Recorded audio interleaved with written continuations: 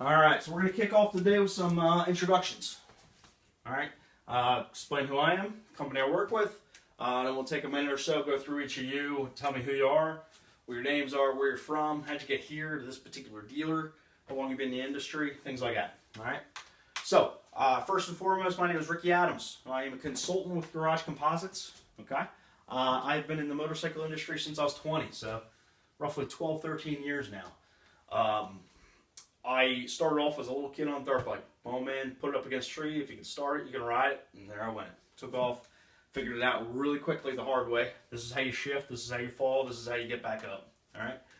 So, naturally transitioned through growing up. I ended up on four-wheelers because I was too short to ride the bikes that had the power that I wanted to ride. So I ended up on four-wheelers as a transition rather than bigger dirt bikes. But rode those through. Got on a street bike when I was 18 and haven't looked back since. All right, so I'm a pretty avid enthusiast. Currently, as I'm telling you this, I have four four-wheelers plus two for my daughters. They each have their own. They're 10 and 4, and they each have their own four-wheelers. I have two street bikes. One's a custom rigid frame bobber, and then I have a vintage Honda, and then I also have two Wave Runners sitting outside there in the garage. So at any given time, it's pretty safe to say I'm going to have a pretty good collection inside my garage. All right. How I got here was because it was a natural transition for me to say, okay, I need a job now. I'm an adult. Let's go work in the motorcycle industry. I spent a lot of time at the dealerships. Let me go get a job at a motorcycle dealership. So I started selling bikes at a pretty young age. I was 20 years old, got thrown on the sales floor, and I got no real training. It was, hey, this is Bob, go follow Bob. So I did that. I saw what Bob was doing well, and I followed that, and then I watched what he was doing really wrong, and I did not do what he did. So it was pretty easy for me to get running pretty quickly. I had that gumption to don't do what he's doing wrong. All right. So over time, I worked my way up to being to the point of a general sales manager of a multi-franchise dealership outside of Philadelphia. It was a 5-franchise metric dealer with Triumph as well. We also did about 1-to-1 new versus used. So lots and lots of used bikes out of that dealership year to year. So that was a big part of our business model. All right. So did that, worked my way through on that. Ownership potential was there on the table, but then a unique opportunity came when the company I work for, Garage Composites, threw out that they were looking for consultants. Being that I had worked with them as a client for several years, I decided to give it a shot. I talked to Sam, the owner of the company.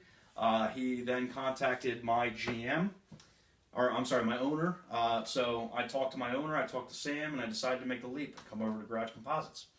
So it worked out pretty well. So I was taking the things that I learned from GC, implementing it into my dealership, and the numbers were staggering. So obviously it caught the eye of Sam.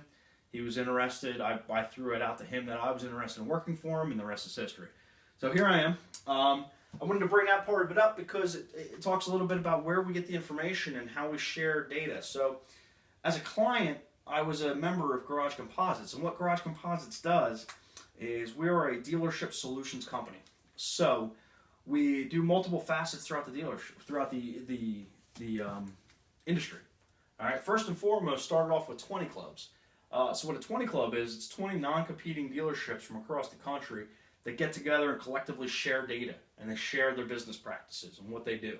So as you get together, it goes around the room. When it's your turn, you stand there with your pants down, and the rest of the guys in the room will critique your numbers, and you're usually not nice about it. So they'll critique your numbers, and they'll say, hey, your sales department's doing awesome. Tell us what you're doing. Hey, your service department sucks. Tell us what we can do to help you. What's happening? What's falling apart? What we can do? So as you do that, you see everybody's numbers and you hear everybody's best business practices, and then collectively as a group, you're raised together. So if you say, hey, your sales department's doing awesome, what are you doing? Tell me so I can go implement that to my sales department to help bring them back up. So as a company, Garage Composites hears this from multiple dealers. We have, currently as we're talking, we have 4 Harley groups. We have 4 GC groups, 5 GC groups that are private groups. We have 2 that are sponsored by Triumph, and we have more coming. We work directly with Harley Davidson, Yamaha in Canada, Triumph Motorcycles, Indian, Victory.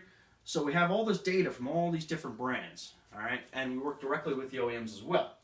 So we take all the information from the dealers that we learn, plus the information directly from the OEMs that we're working with, and we're able to compile it.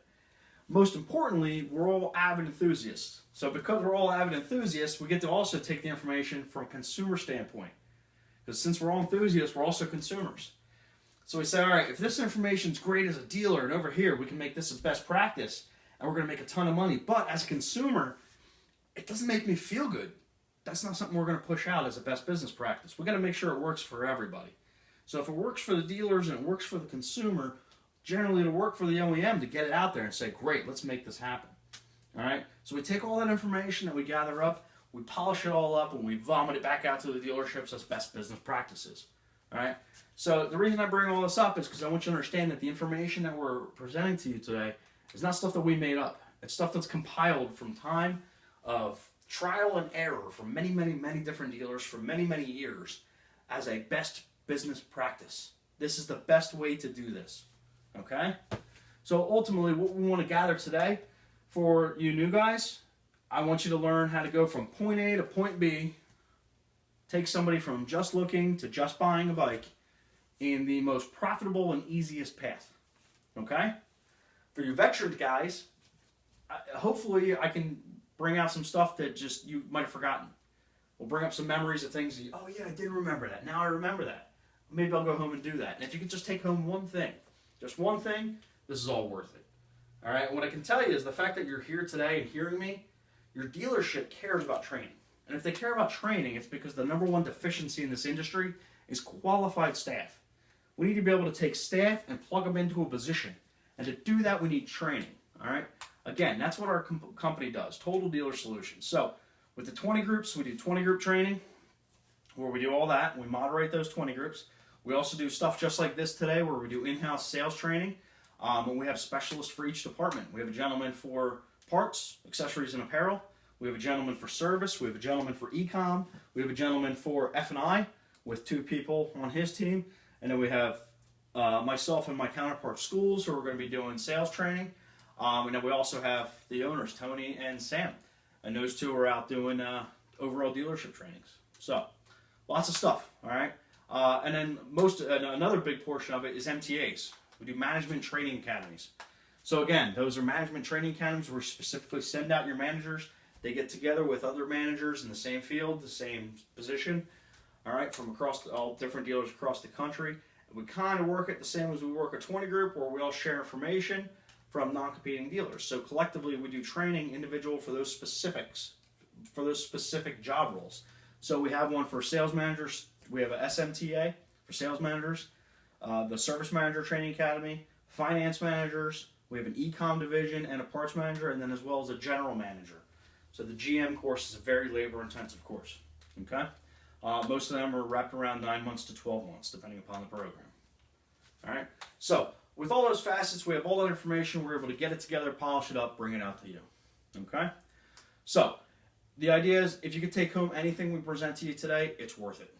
All right. The time we spent here, the energy that your general managers and that your owners are putting into this, the time, the money, because we're not cheap, it's worth it. If you could take home something and implement it, it's worth it. So I want to start the day off with a little exercise. It's a frustration exercise. All right. So we're going to break off into groups of 3 to 5. Okay. Going to take about 5 minutes. Going to go over all the frustrations you have on a daily basis when you come into a dealership. Okay. Just write them out. Brainstorm them, throw them down a sheet of paper. All the frustrations you deal with day to day when you come into the dealership. All right? Then we're going to put them up on the board, and we'll circle them. Things you have control over, things you don't have control over. Okay? And then we'll talk about that. Off camera point, blue will circle the things you do not have control over. If you do not have control over it, forget about it. Let it go. All right? Move on with your life. Green, you have control over it. What can we do to make it better? What can we do to overcome that frustration? Okay? So when we finish up with that frustration exercise, we'll then move on.